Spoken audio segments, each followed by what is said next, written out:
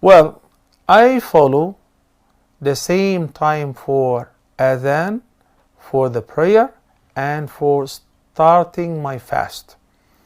And if you have a big umbrella, like a Muslim council, and they decided and they chose based on, they have some scientists on board, and they have decided that Fajr, dawn, begins at 3:30 a.m. That's it. So 3:30 I stop eating and drinking. At 3:35 I can pray my sunnah and then pray my Fajr and go to sleep before I go to work, or go to work right away. So as an ordinary person, a layman, I'm not required personally to make this investigation, because we have leadership. We have a Muslim committee, Muslim Council of the Scholars of France. So they have exerted an effort and they say this is the right time. I'm not blameworthy.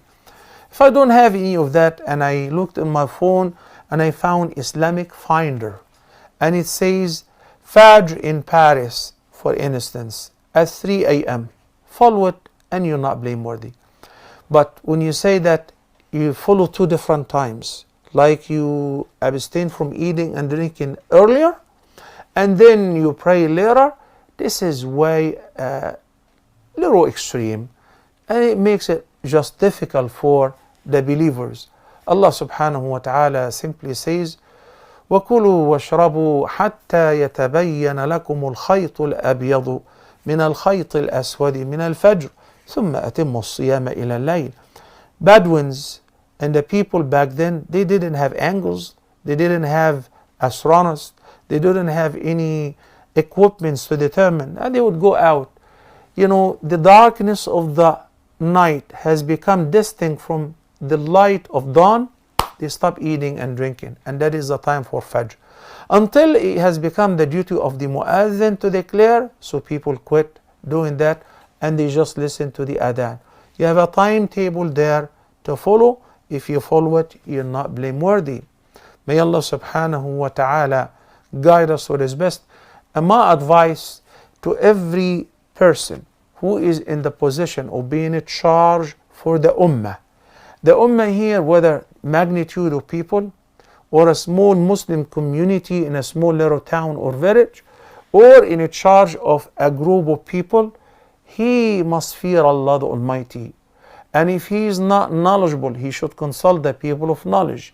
Not because I have become in the position of the leadership, the Muslim Council of whatever, no mentioning names. And what is your job? I have a convenience store.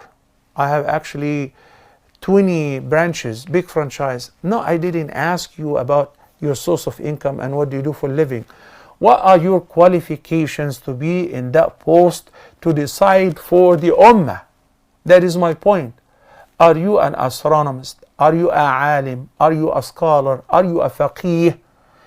The Muslim council, which is leading the Muslim community anywhere, should include those kind of people, because they will be in charge. كُلُّكُمْ رَاعٍ وَكُلُّكُمْ مَسْئُولٌ عَنْ رَعِيَّتِهِ. Every one of you is a guardian. And once you become in that position, you will be held accountable by the Almighty Allah, and you will be asked about every member who is under your guardianship. May the Almighty Allah guide us to what is best. Years ago, when I was a chaplain at the prison in the USA, they already issued that Ramadan will begin, for instance, on Tuesday. This is simply the calculations. And then all of a sudden, Isnan, Ikna, they all announced, because we were able to see the moon, is going to be on Monday.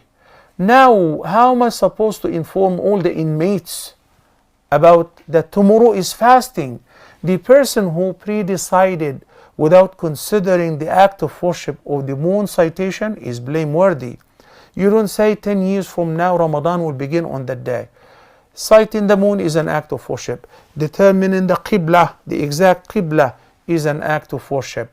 Determining the exact time for each prayer, the beginning and the end, is an act of worship.